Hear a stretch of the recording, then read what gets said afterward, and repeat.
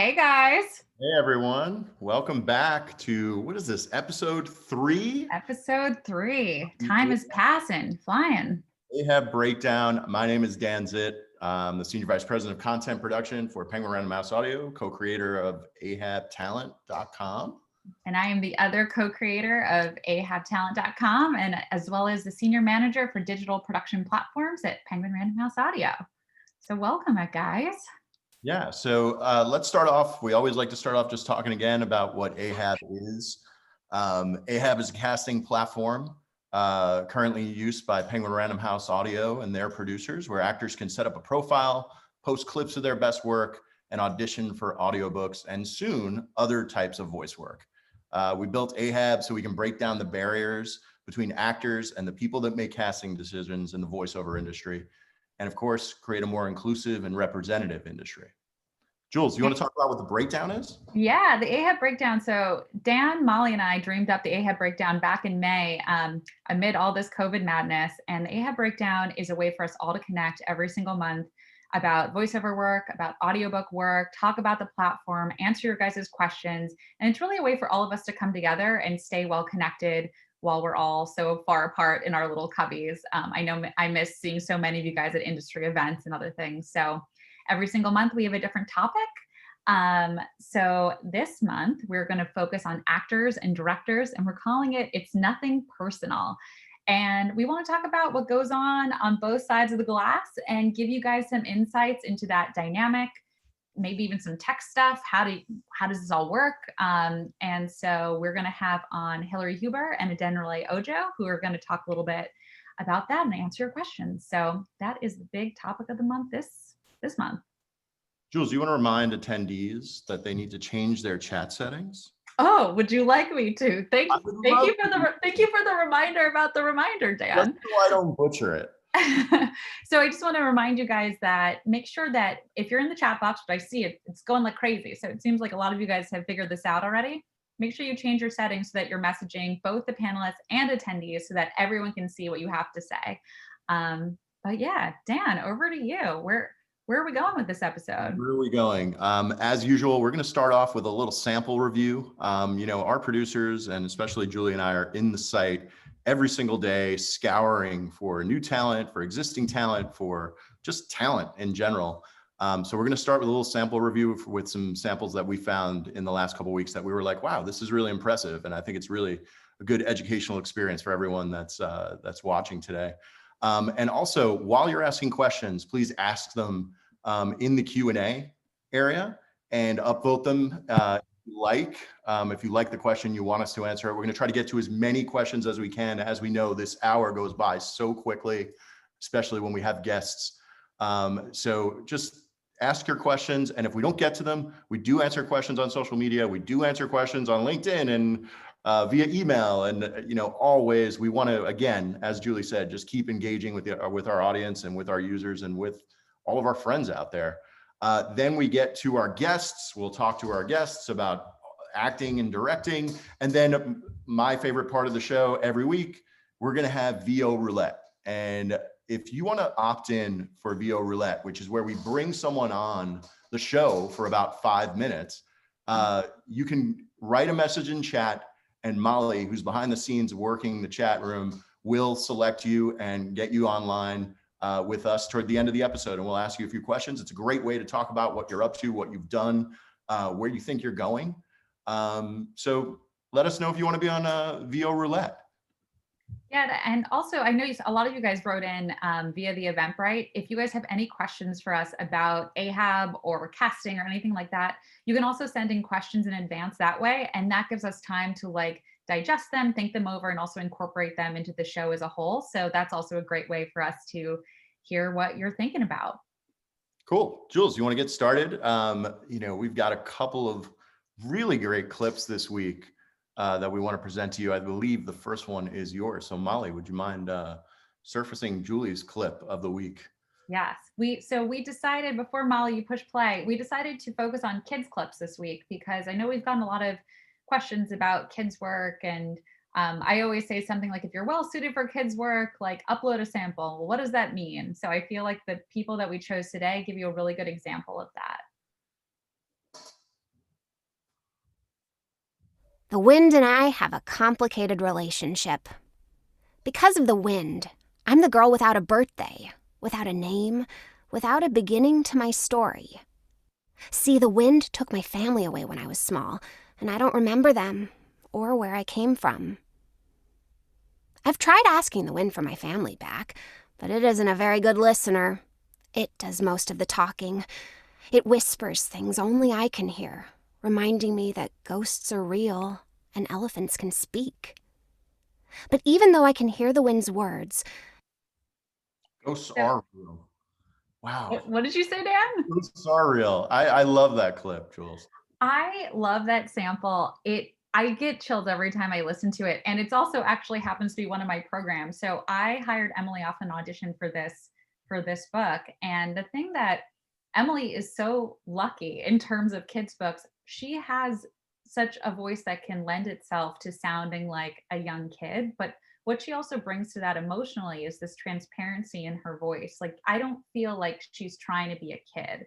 I feel like she is a kid. And I would actually love to hear about, like, from her, like what goes into that. But you feel the emotion of being that, I don't know if she's 12, 10, somewhere around there, and that way of looking at the world, that everything is big and you're trying to figure it out. And I feel that all in her voice without her having to say any of that. So I always really respect and love listening to Emily Iden's performances. So definitely go check her out wherever you listen to audiobooks. I really highly recommend. You can learn a lot from her performances. Great person to learn from. And I think one of the biggest challenges for a voice actor is actually voicing children or children's books. I mean, it's one of the challenges we've seen over the time we've worked together, where it's like, wow, it's really hard to find adults who sound like kids, and do what we'll hear my clip now. I'll bring up my clip because it kind of segues into what I'm about to say.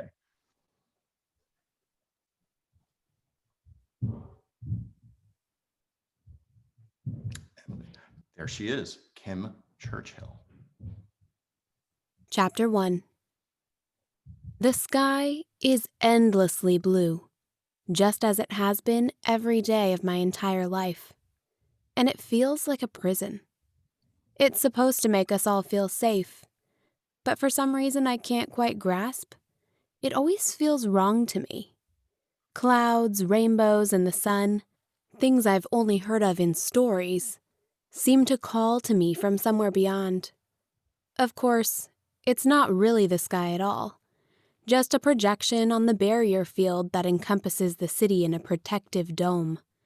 Chapter 1. The sky. What I love about this, and tell me you just don't want to keep listening to that book just from the way that she presented that. But, one of the things, and that's a YA title, one of the biggest challenges I think people face when they're narrating YA or kids books is kind of like condescending to the characters and to the listener in the way that they approach how YA or young adults sound. And what I like about this is it sounds very authentic. She sounds like a teenager, and she's not trying to put on a voice. She's not doing anything outside of just becoming that character and not pushing it too far. It's like the right balance of just, like taking a character and saying, I'm going to be this person, and I'm not going to try to create something more than what's on the page. And she does a really, really great job with that. So I think she was spectacular. I want to listen to more of that book and try to find something to work with her on. Yeah, I constantly find that I just shot an actor an email today because they had auditioned for me a few times for a few different books, and it just wasn't the right book. It was so close. And these books were picture books. They were kids' books. And I shot her a note just to let her know that I really respect what she's been doing, and that I really loved the kids and the teen voices she was creating. It just wasn't the right project yet. Just so that person knows, like, don't give up. Like, the project is coming. It's not here yet, but I'm looking out for it. So should we get started with the main part of the show? I'm so excited to have these guests on. Let's get started. We have two of our faves on today who we've known and worked with for a very long time. So today we have actor Hillary Huber, and Adenrele Ojo, who is an actor and a director.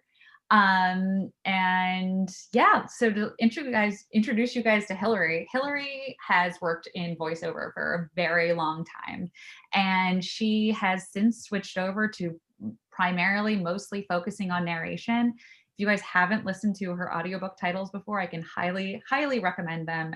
Something I personally always really appreciate about Hillary's work is her wide range of what she can deliver. I recently hired her for a graphic novel to be the narrator.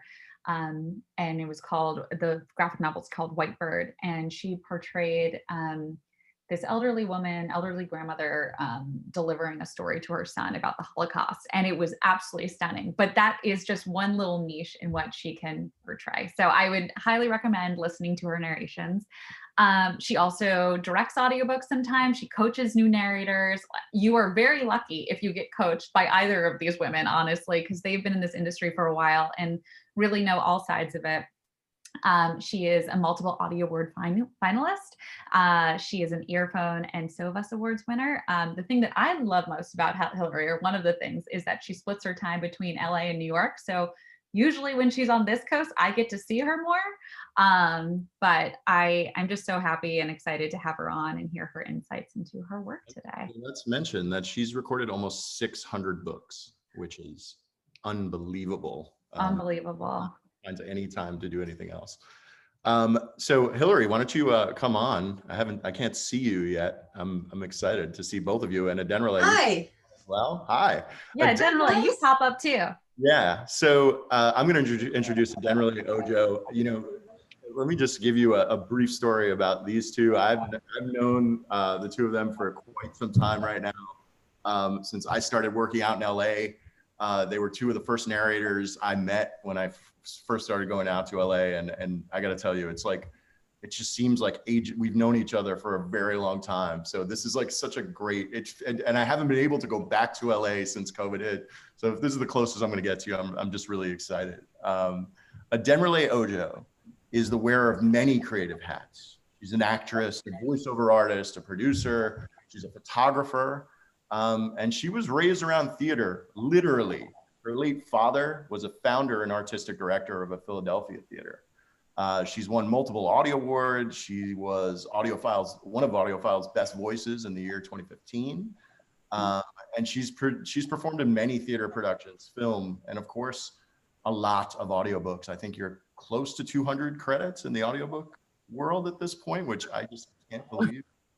When she's not recording, you can find her directing authors, celebrity actors, and other audiobook narrators. So Adenrele, welcome to our show. Thank you. Welcome, guys. Well, why don't we get right into questions? Because I know time tends to go by really quickly. So let's just get to it. So our first question is there a performance that was really enhanced by having a director on the other side of the glass? And that applies for both of you guys. And Adenrele, you could also talk about being a director and being an experience with an actor and how that enhanced their performance. Well, I think for me, since I sit on both sides of the glass, it's definitely helpful to have a director, because we think we know, we're in our own little, as I'm sitting in my little box right now. So we don't really hear ourselves all the time, and other people hear things that we can miss.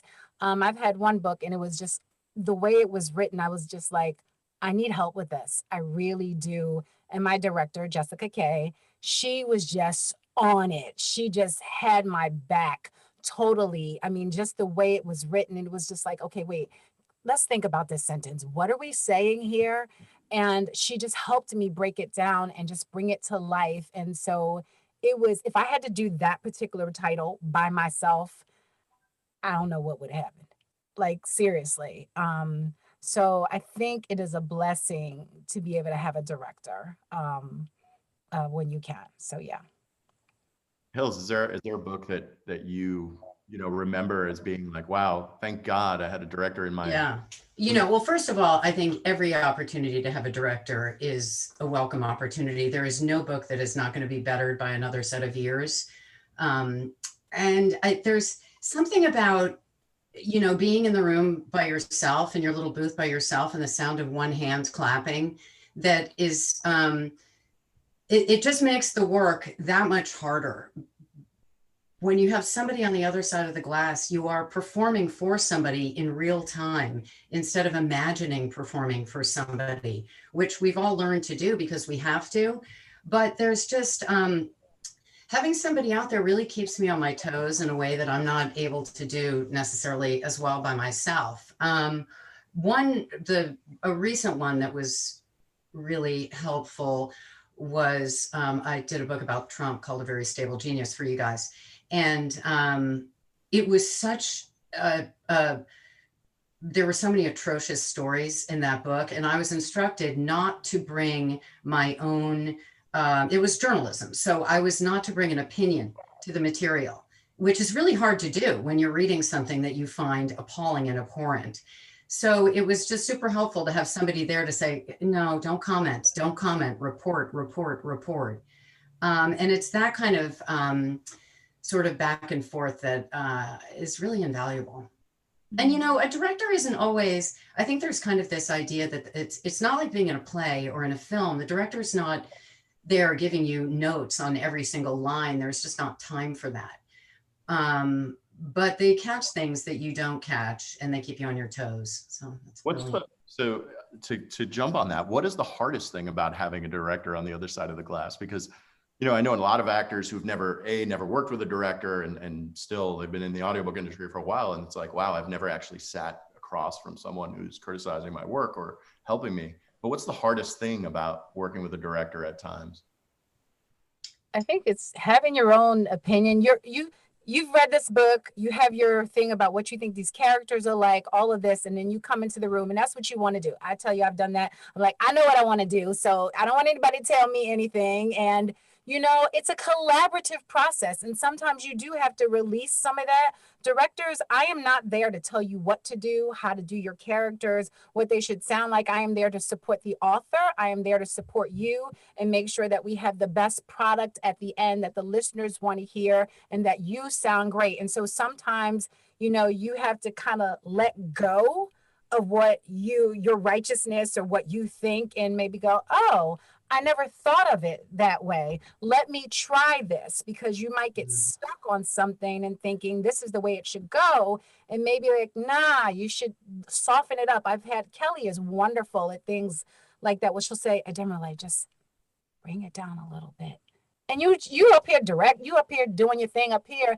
And it just makes just a little bit of difference listening when someone hears something or sees something that you just miss, and you just follow that direction and trust, but you got to let go. You got to stay in the moment, and you do have to let go and allow it to be collaborative. It's not just about checking you on your words all the time, just making sure you say everything correctly. So there is a collaborative in the performance, just like a stage play. You come with your part, the director comes with their part, and you collaborate on it.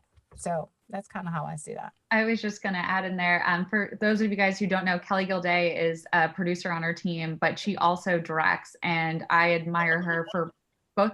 And what did you say, Dan? It was on episode 1 of the Ahab Breakdown. Oh, well, if you guys missed episode 1, go back to episode 1. You can see some Kelly. Yeah. But yeah, she both directs and produces, and I admire her work for both because she's just so talented. It's sometimes you want to pull her into the booth to direct something for you, but you know, we all have our hands full. Hillary, what about you? Yeah, what's the hardest thing about having a director for you? I think the hardest is just the very beginning, when you're kind of, if you haven't worked with them before, you're trying to figure out how you interact with each other. You know, and I always try, I always tell the director that I'm working with, listen, there is nothing precious about me at all. If you hear anything that you think is lame or not true, or just you want to hear it again, you just tell me. You want to give me a line reading? I'll take a line reading from you if I'm not hearing something that you're hearing.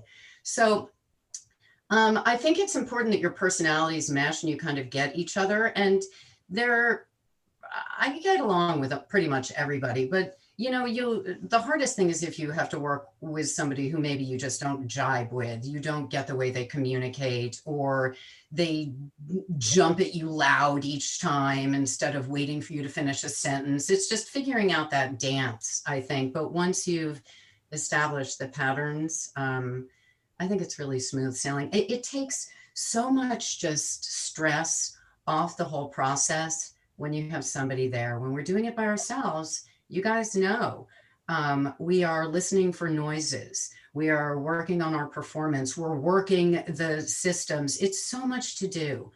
And all of that is removed. When you have a director, you do your job, and it really enables you to do it that much better. I always say as a producer that I love letting every person in the process, from actor to sound engineer to editor, do what they do best. Yeah. And I love that you guys get to immerse yourself in the creative process as the actor when you have a director, because they're there to catch you.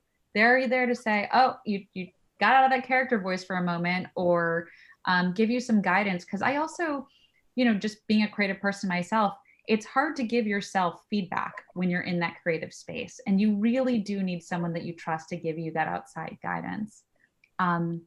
So there's a great question that came in from Larissa Thompson, which is, how did you get into audiobook direction generally? Because we're in a small industry, even though it's so big at this point, it's still very like tight knit, and there's not that many audiobook directors out there. And we've kind of built a list over the 25 years I've been in audiobooks, but how do you get started in audiobook direction?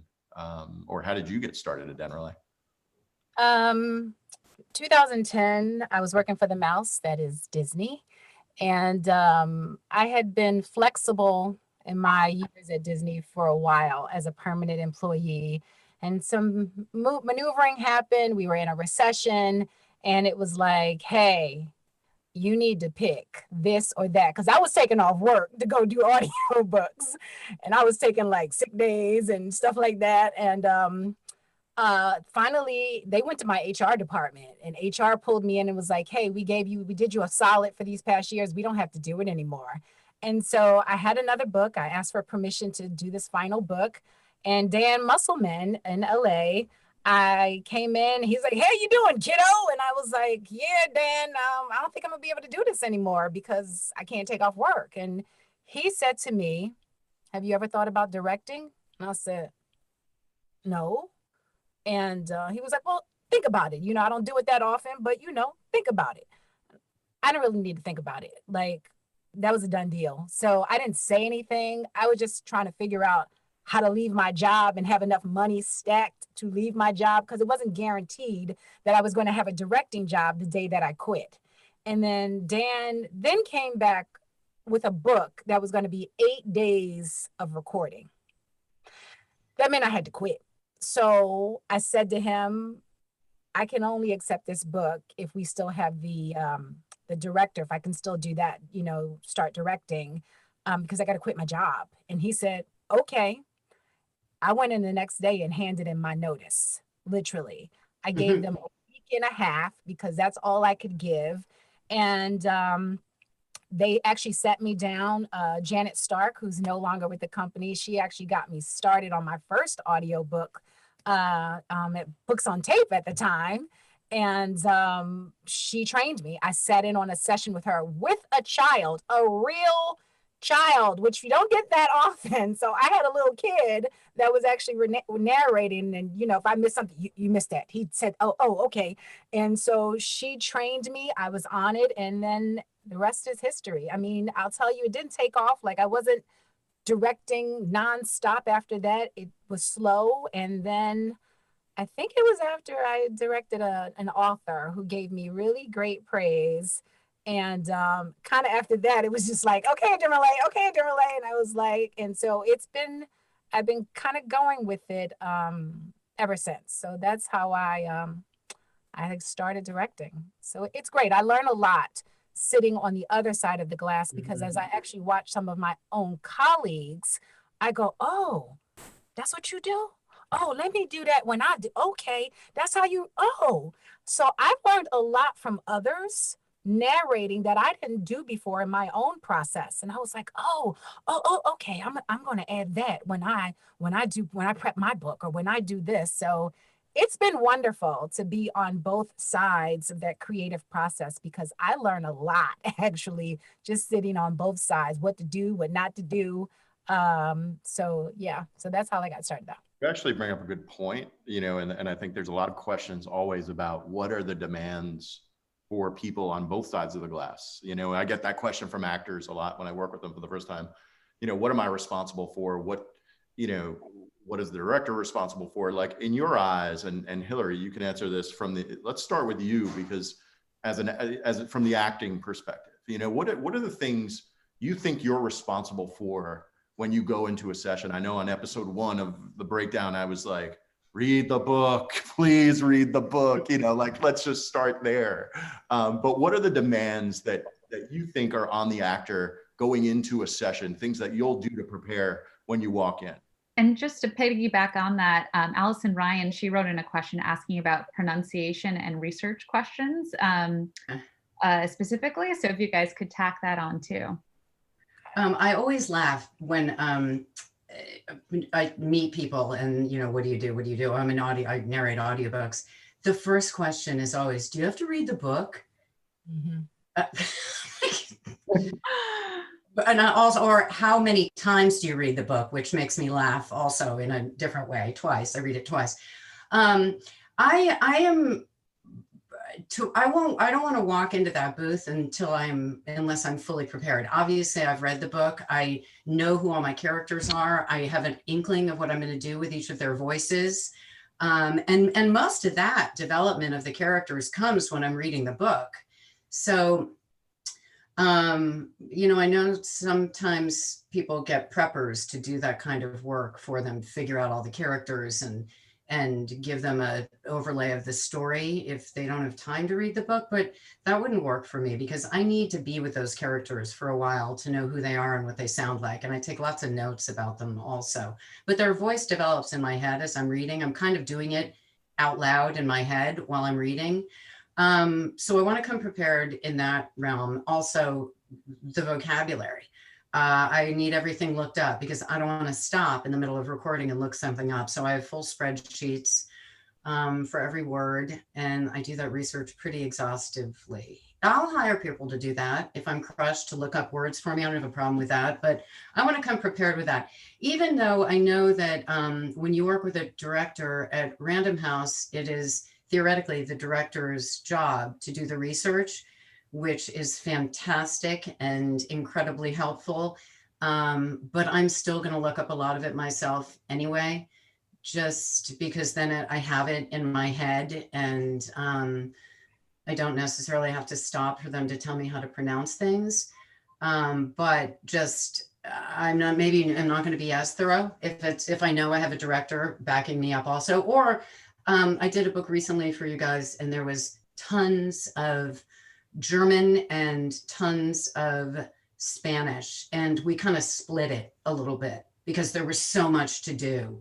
So we each sort of broke it up and covered it, and that was helpful. It just goes back to the same thing. It's another body to help with the whole process. I've never, in all my time, I've never heard of an actor having someone else do the read for them in advance so that they can.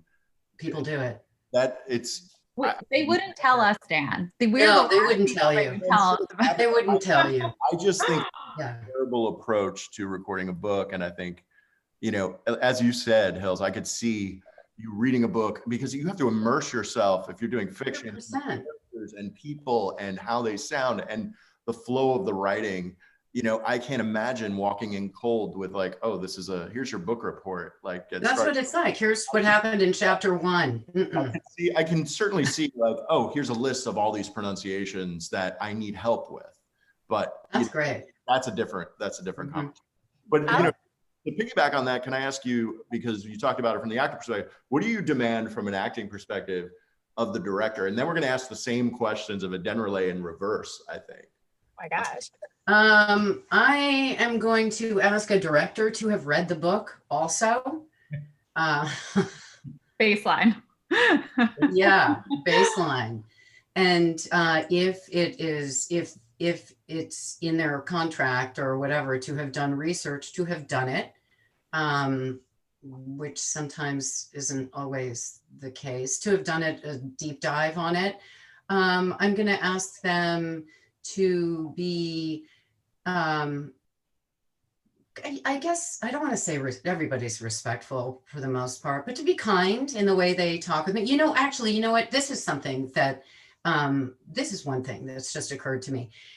I like, if there's going to be somebody on the other side of the glass, I don't need to have my back patted a lot, but I do like to be encouraged. I want to be told throughout the day, hey, you're doing a good job. That sounds really nice. Great on that. Good job. Only because if you say nothing, then I'm going to think I'm doing a bad job. Do you know what I mean? It's like, I'm used to working alone. I don't need to be applauded a lot, but if you say nothing, I'm going to go the other way. So it's really nice to have your director just give you a little word of encouragement every now and then.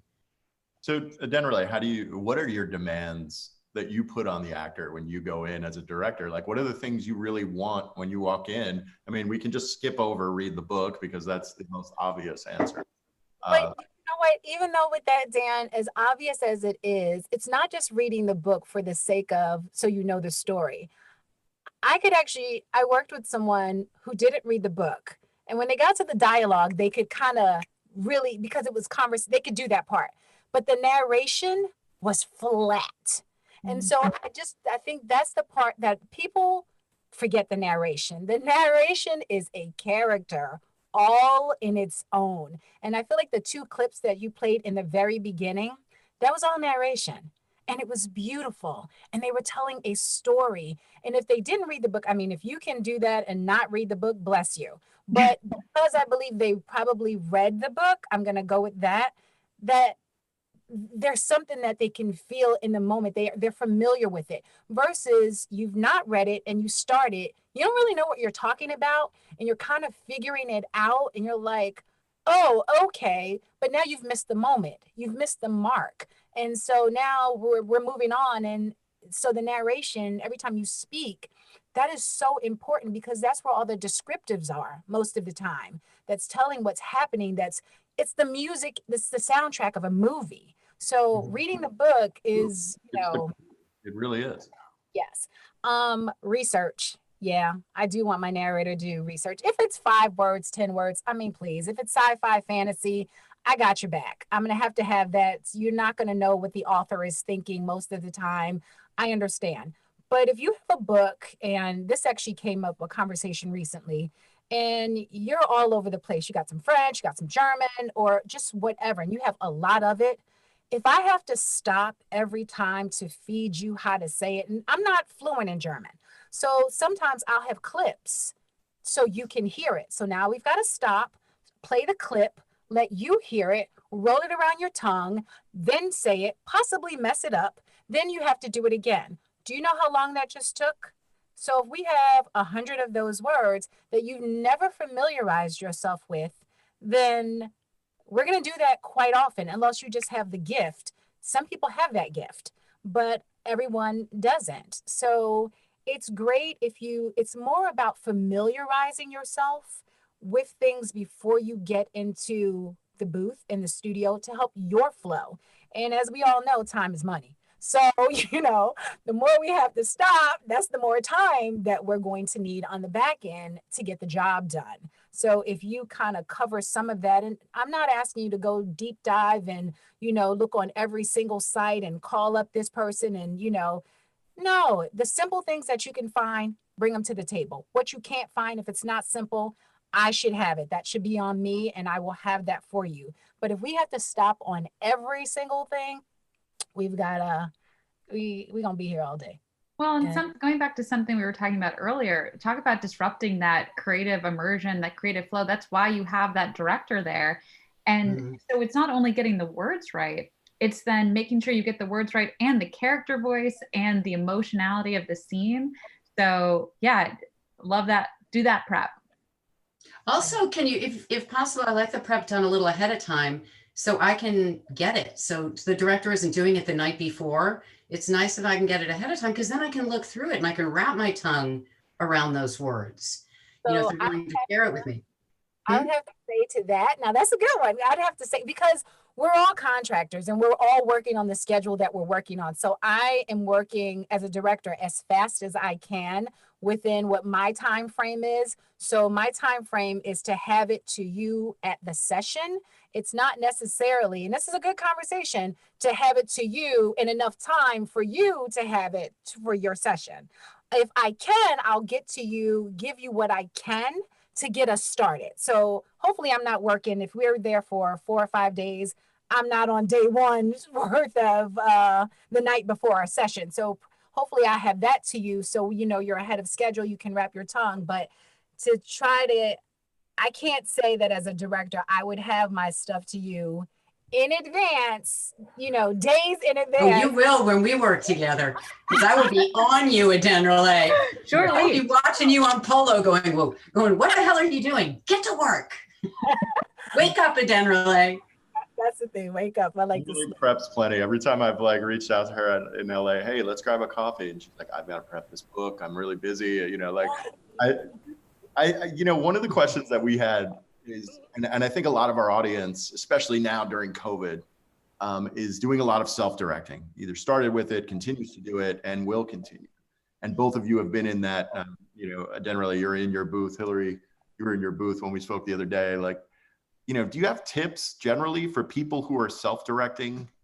Because, you know, what I've noticed over the years is that certain actors, when they're self-directing for long periods of time, they come in and they're almost on autopilot, right? Like they're kind of like, I do my thing and I'm just going to do it. And, you know, how do you keep it fresh and shake up what you do when you're just in your little 4x4 booth alone for weeks at a time to just keep your performance fresh? I'll answer. Can I start with that? You know, when I'm coaching, because most of the people I'm coaching are brand new and they're working on ACX and in environments where they do not have a director, a big chunk of the way I teach is to help you learn how to evaluate your own narration, and a lot of that, really what it really comes down to is recording yourself and listening, recording and listening, and trying different things. If I go through each of the sort of basic skill sets of volume, pace, means of emphasis, all these different skills, I'll say, go to the extremes. Be louder than you think you should. Listen to it. Be quieter than you think you should. Be faster, be slower, be more intense, be more focused. Have your energy ramped, have your energy directed. And listen so that you start to have a sort of body feel of what is appropriate.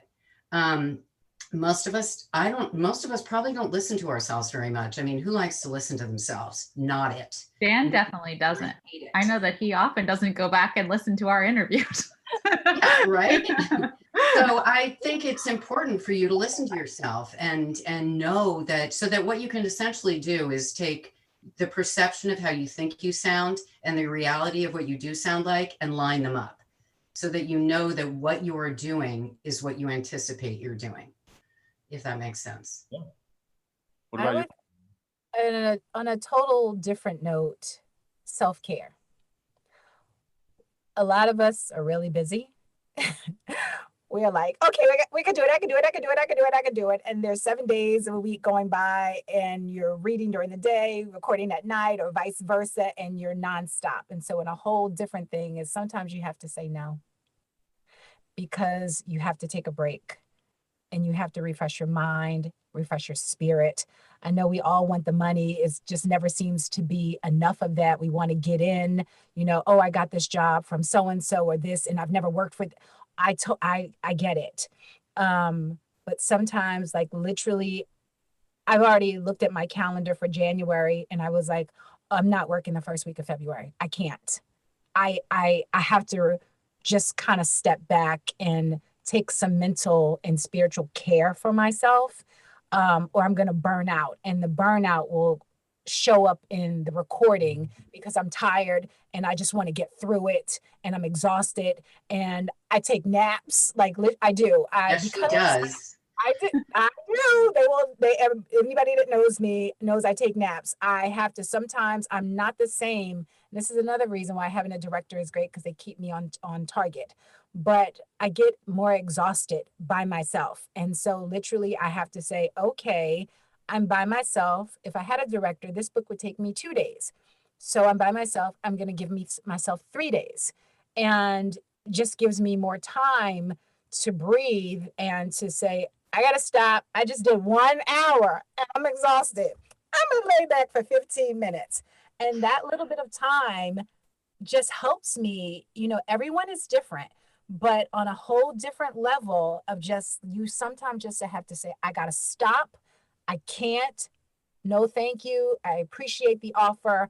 I'm available next week. And you'd be amazed of how many people, unless it's a serious deadline, will allow you to, move it to just another time if you can get it done. But self-care is so, so important. And I'm truly learning that. So please take that for yourself, please. Yeah, you can't work through exhaustion. You're not serving the book if you're, locking yourself in there when you don't feel physically or mentally on top of your game. You just to power through to get it done, to meet a deadline. And you're not serving any of your clients. No, none of it. Important, how many times. One other thing, can I add one other little thing to people who don't have the benefit of a director? I also suggest, if you have another actor friend who you really trust, sit down with them before you begin recording and spend an hour talking. What do you think of this? Am I on track with this? Do you like these character voices? Bounce it off another colleague, so that you feel like you've got somebody else who you've batted around with a little bit. And you can do that for each other, actor to actor. It's at least it's some sort of feedback, I'm a big fan of feedback, as well as that transparency that Adenrele was talking about. As a casting person, I love it when actors and directors both speak up. And just to talk a little bit about that dynamic for a quick minute, the directors are eyes and ears in the booth. I mean, as is the actor, they're just from different sides of the glass. So I always appreciate transparency there, whether something's going wonderfully well, whether there are struggles. Because that's also, for us, the only way that we are getting feedback in order to make the next session better. So we're always talking. I love getting those. I usually get emails at the end of the day from our directors saying all's well, or like, this is what's going on. Sometimes it's a little bit more detailed, but that's what's going on behind the scenes on our end. And it can be a grind, right? And what I would say is, and why we named this, it's nothing personal, is because, sometimes, and I know actors who work with directors that they're friends with on the outside, but they drive them crazy in the booth. But when they walk out, they get the best performance out of them that they're ever going to get. And it's a grind. And it's important to be flexible and patient, and just be patient with the director, be patient with the process, because at the end of the day, you're actually going to end up with something that's way better, I think, than if you're just doing it yourself. Which is why I think you got to check your ego at the door. This isn't about you. Yeah. It is about you, but it isn't really about you. It's about what you are creating together. And I always like to say, if a friend of mine is listening to one of my books, I want them within 10 minutes to forget that it's me they're listening to. I hope. I don't think I've done my job if they're constantly like, oh, there's Hillary again. There's Hillary again. I want to go away. So that it's the same kind of idea. Check your ego at the door, come in, collaborate for the good of what the product is that you're creating. Say one thing really quick, Dan. I just want to say to stand in your power as a narrator. So if you get a book, a lot of times the publisher will say, hey, we think this will be 2 days. I normally look at how long the book is, and I'll say, oh, this is normally 3 days. I will ask for 3. So don't feel like, oh my gosh, they gave me 2. Ask for 3 if that is what you think you need. Also, if you feel like, I've spoken with colleagues that'll say, gosh, the beginning of the book, I had a rough morning and the way we started, well, ask to do it again. If you want to. It's your voice at the end of the day. It is who they're going to be, the listeners, they're going to be listening to you. If you need, now let's not try to do the whole chapter, if it's a long chapter, but if it's just a couple of pages to get you, you're all warmed up, you've been going for the day, it's lunchtime, you say, hey, can we just do like the first 2-3 pages over again? And you need that, ask for it. We're there to support you. I personally am not going to say, no, you can't do that. That's what you need to do. Let's do it. Go ahead. Let's. And by the way, that was industry standard for a very long time in this industry and it's something we should get back to, I think, because I think it does change things. When you get started on the first 20 pages of a book, you're just getting your momentum. Mm-hmm. You're starting to get the feel, by the time you're done with that book, it inside and out. We used to record books, and at the end of the entire production, you know what? Let's read the first 10 pages over and let's read it again and let's really get it right. I do that a lot, actually. I think it's a lot tip for a lot of people. I think it really helps really get, you get your feet underneath you in the first 10 pages. So get your feet underneath you and then come back to it and do it again. Jules, we've got questions from the audience. I think, I want to jump on one because it's super important, especially because it's like during COVID times, and we are working, a lot of big publishers and publishers in general working with directors. There's a lot of questions about how people are working with actors and directors now that we're all at home. I can speak on behalf of us at least, and how we're working. I think other publishers work differently, but as of right now, when we set up sessions with actors, directors are Zooming into the sessions or using Source Connect and working that way. And the hope, the intention is that they are with them at all times during that session to add that support. And someone asked a question on top of that related to, what time will they work? And I think it's really interesting to ask that question because I know people like Scott Brick, who I've known for years, talks about, I was reading this horror book, but I started at like 11:30 at night and worked into the morning. And I don't think directors love working that way. But we can all agree that, like, especially during COVID times, if you have kids or you have things going on during the day and you want to work in the evening, most directors will be flexible. These are freelance gigs. I think people have to be flexible when it comes to those things. So thanks for asking that question. I think it's important to know that, we want directors there the whole time. I work in the evening, and sometimes I'll just say, hey, you might want to get me a West Coast director. I just throw it out there, just because I'm on the East Coast now. So I just might. Night owl. I am, but I work in the evening because I have stuff happening in our house during the day. And so I just throw it out there. Whoever comes, whoever they get is whoever they get. But those are the hours that I know that I can work.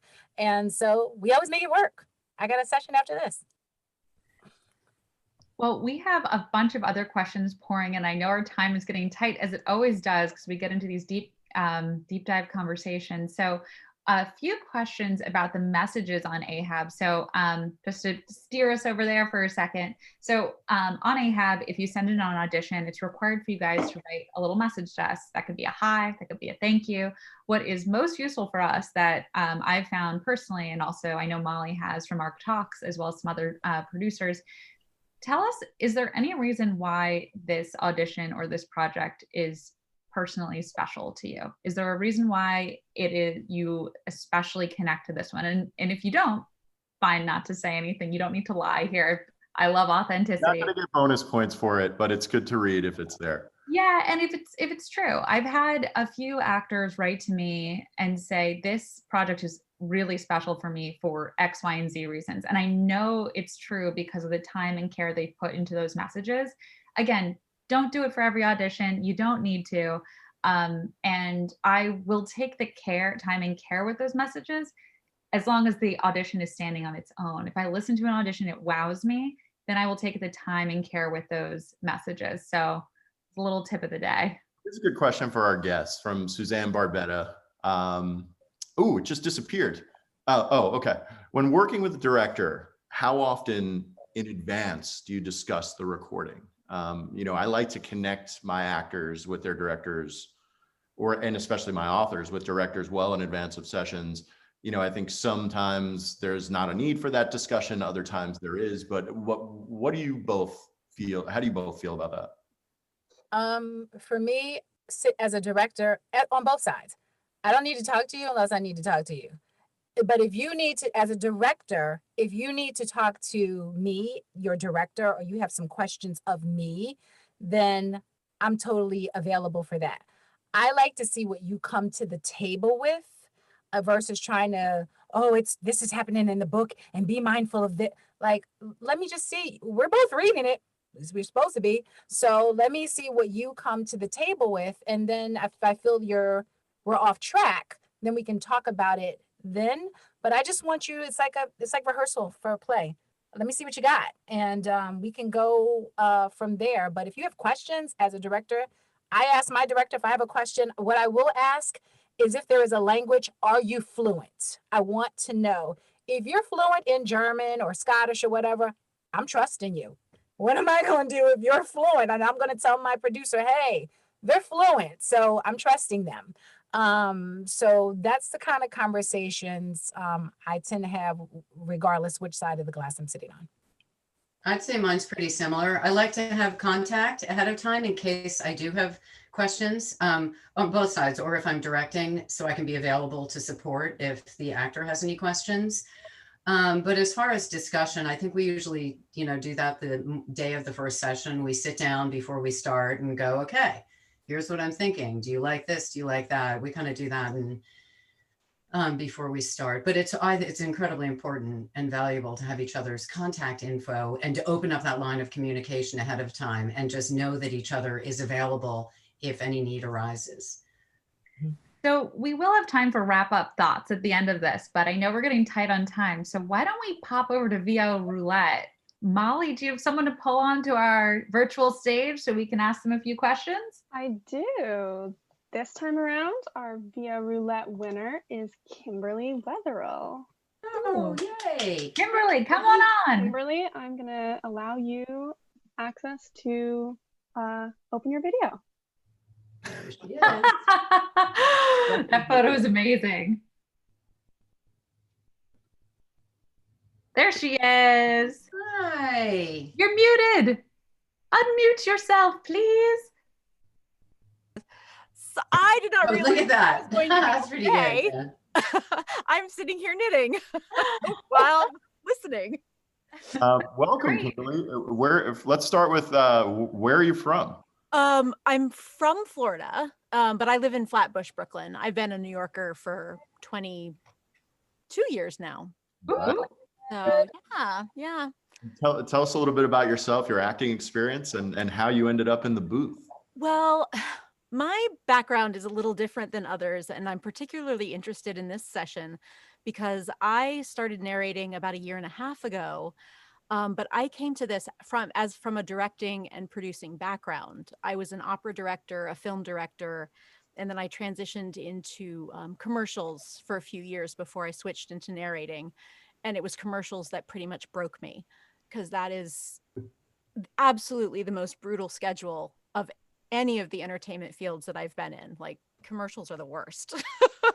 So I was just looking for a way to satisfy the creative edge that had been killed from commercials. And I have been an audiobook listener since the mid-90s when I started driving between opera companies for jobs. I would just, grab a book, throw it in the cassette player, and literally listen to books on tape as I would drive from Philly to Seattle to Houston to Chicago.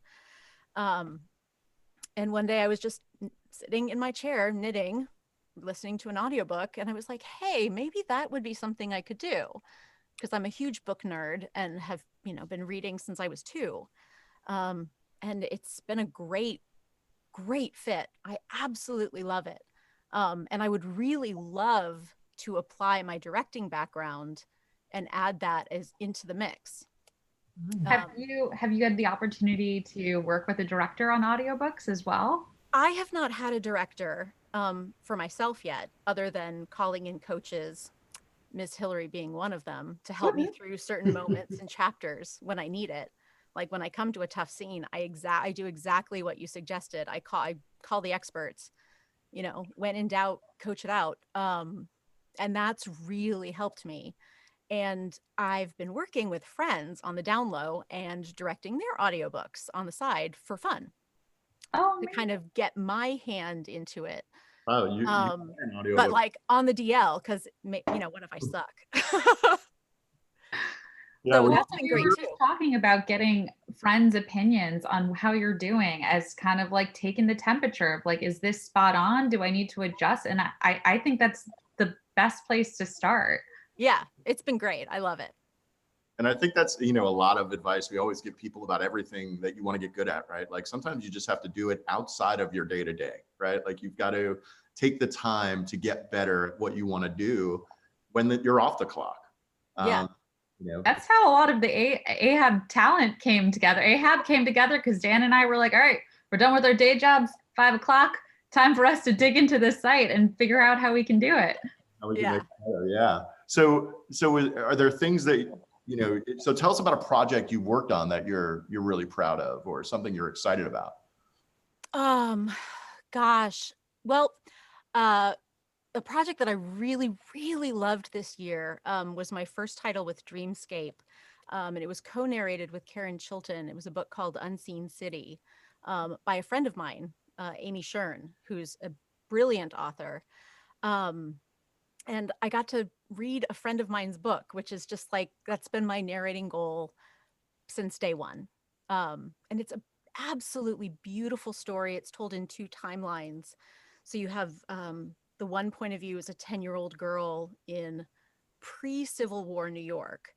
And then you have a librarian at the Brooklyn Public Library researching the past. And it's tied together beautifully. And it's a love story to Brooklyn. It's a love story to Weeksville, which is this very quirky little part of Brooklyn. It's And you got to work, and Karen Chilton, who's no at all, absolutely goddess. Yeah. We didn't, because they're parallel storylines, they didn't ever crisscross, but I did check in with her just because it was great.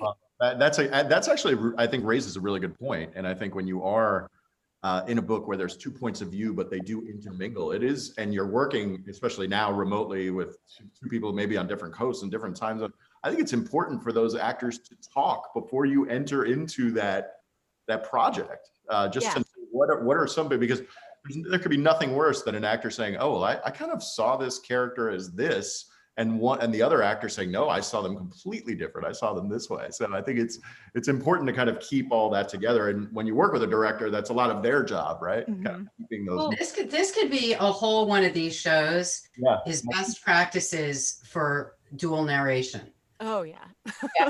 Mm-hmm. Also, if you're the narrator who goes first, then you claim a lot of the power there because all the sound clips of your character voices can be shared with the narrator that comes next, but then it's on them to adapt their voice to your interpretation. So I think talking in advance is a great idea. You'd be surprised how often somebody doesn't respond. Yes. Yeah. It's shocking. Hey, you want to talk about the characters? No, I'm good. Nudging over here. Yeah. It's shocking. Yeah. I've had really great dual experiences so far, but I do dread the day where I just get crickets from the other half. Mm-hmm. So Weird. our last question, we like to ask this question is, or Adenrele, did you want to ask something? I just want to add just a good tip when you don't get a response from another narrator. Sometimes what I have done is I've gone on Audible and I will just find clips if they've worked before and listen to their voice just to see kind of what they do. And just, it's not going to say what they're going to do in this book, but if I've never heard you at all, it just gives me an idea of what you kind of do just in a few clips if I can find those on Audible. And I've used that to help me when I've not gotten a response from a co-narrator. Well, but I don't know why I thought you were going to say, like, you just try to reach out. You start writing them like little reviews. You're like, hey, trying to get in touch with you. Didn't love this narration. Before, Adenrele, when you were talking about time, and like, if you think something's going to take more time, you have to speak up for yourself. And I think it's the same thing with this. Like, it's okay to demand from the publisher, hey, if I'm going to do this right, I need to talk to the other person that's doing this. So set it up. You know, It's really not that complicated. It's one phone call and like. No, it's not, but it's when they don't respond to you and you keep sending an email saying, do you want to talk about this? You want to talk about this? You're like, what the? So last Call them out. question, because we were going over, but is there a dream role in the voiceover world or in the audiobook world you'd love to take on?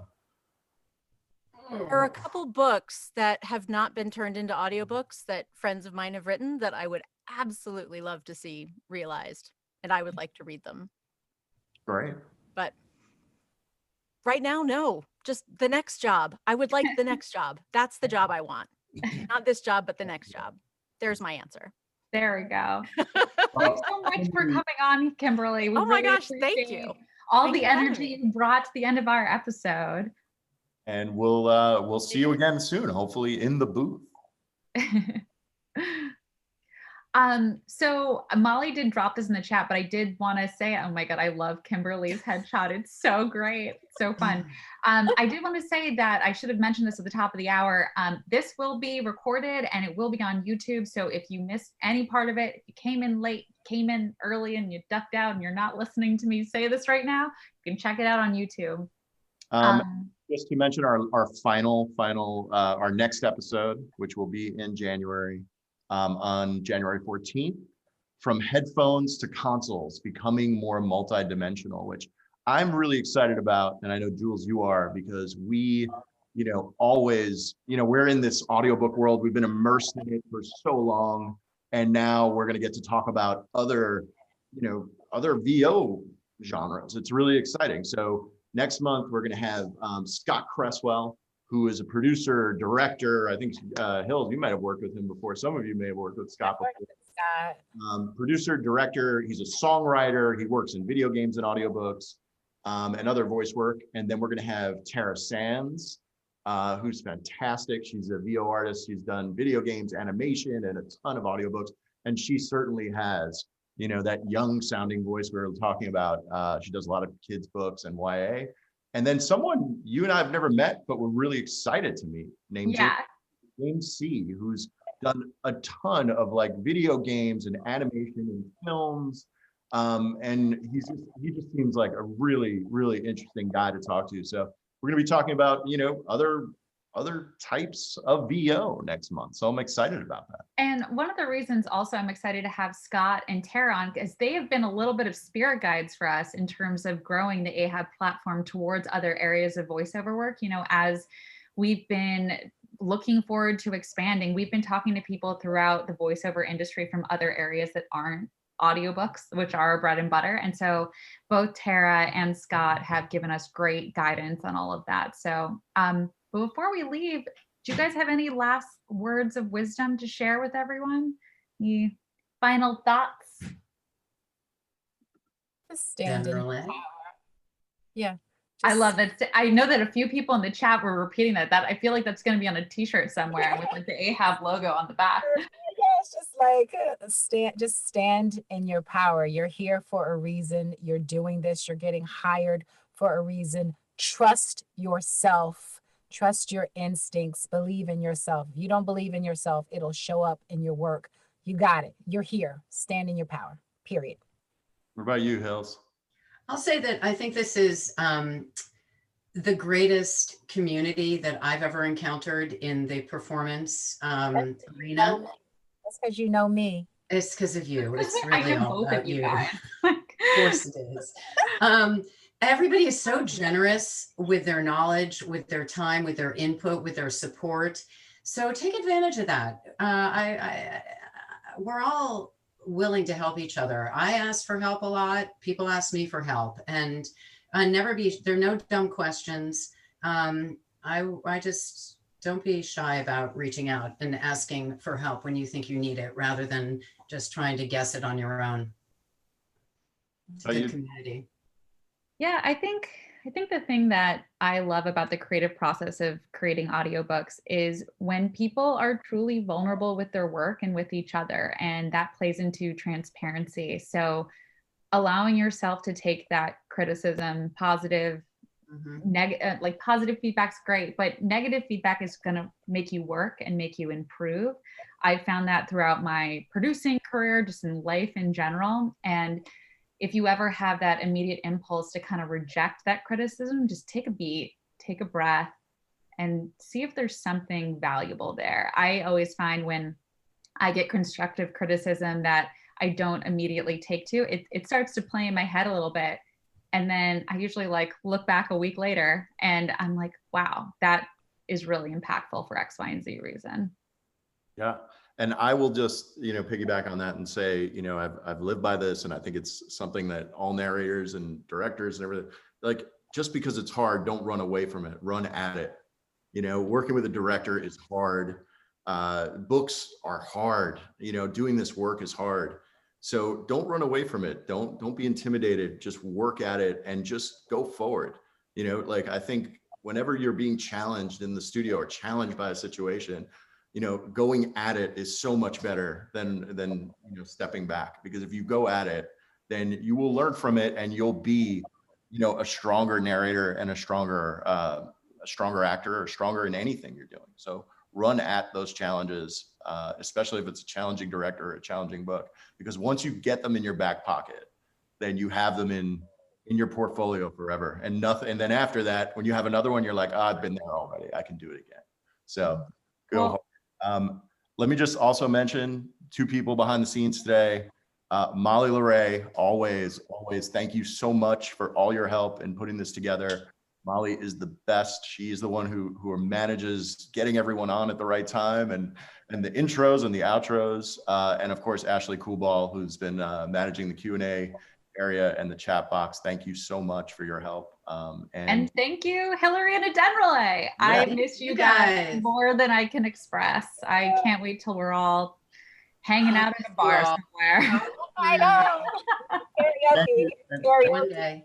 And thank you to everyone for logging in again. It's humbling to have this many people who log in monthly to hear what we have to say and listen to our guests. So we're really excited about continuing on, and we're excited for next month, because it's a kind of a new era for Ahab to be talking about something other than audiobooks. So we're excited. And as we've mentioned before, we're going to be growing into these multiple areas of VO in 2021. So we're all looking forward to putting 2020 behind us. New year. Oh, yeah. We'll see you guys in a month. Keep your questions coming in, and we can't wait. See you soon. Happy New Year, y'all. Have a good one. Bye. Thank you. Bye.